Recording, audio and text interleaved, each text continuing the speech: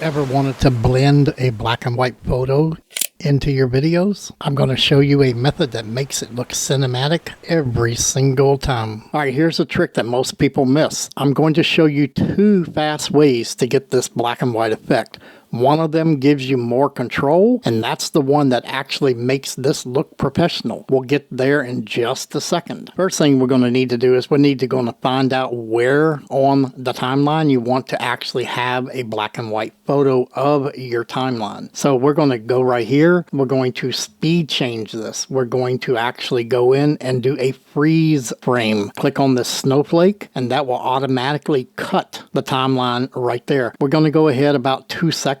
And we're going to actually freeze frame again, and we're going to click on that, and that will create yet another cut in your timeline. We're going to have to select the second part of this, and we're going to actually change the direction because right now it's frozen. So now if you look at this, you're going to see it's moving, it freezes, and then it starts to move again. Now what we're going to do is we're just going to highlight the area on the timeline that is the frozen area. Then we're going to jump into the color page, and as you can see over here, this is the timeline. This is moving, frozen, and moving. We're going to go and work with the frozen one, and now what we can do is the quick way is we can just select monochrome, and when it's monochrome you can go back over to the timeline and you can play it through, and you can see that boom, it stops black and white, and then it starts up again. So that is a freeze frame of black and white on your timeline. But with that monochrome, you really do not get a whole lot of control over that. So we're going to actually highlight this again. We're going to go back into the color page, and we're going to unselect the monochrome. So now we're going to go over to the primary color bar with the frozen area selected. We're going to go in and we're going to bring the saturation all the way down. We can bring the shadows up if you want to make it a little better, because now you have full control over the controls to actually give this a better contrast or darkness, however you want. So now you have more control over this item. So now if you go back and you play this in the edit page, you can see that it freezes and the picture looks better than the other one because of the simple fact you have the control. So that is a quick way to do a black and white camera picture in the middle of a video clip. Now with this, you can do anything you want with it. You can go to the beginning of this, we can zoom out a little bit, and we can rotate this just a little bit. Hold down the Alt key and you can do a minor skew to this and keyframe both Alt and rotation. We can move ahead, say 1 second,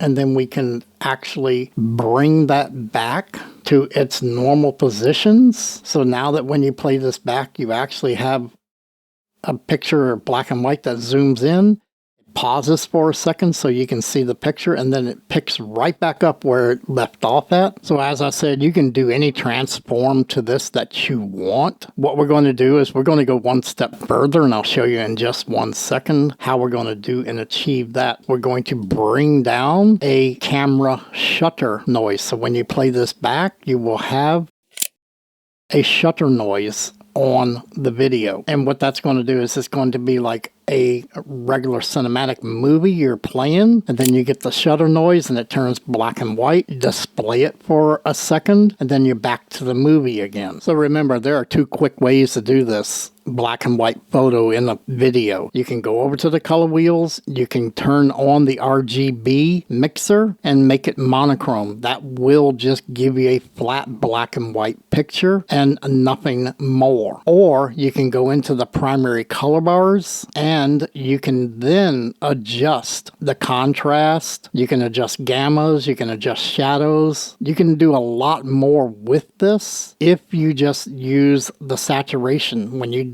turn that all the way down to 0, you've got full control over black and white, contrast, the tint, everything. And then like we said, when you are in the edit page, you now have a cinematic effect of start, stop, and start again. If you get any use out of this, please let us know in the comments below how you plan to use this, or if you got some use out of this. If you do, let us know. If you're new to this channel, please feel free to subscribe. We will give out new information every week. And until then, have a good day.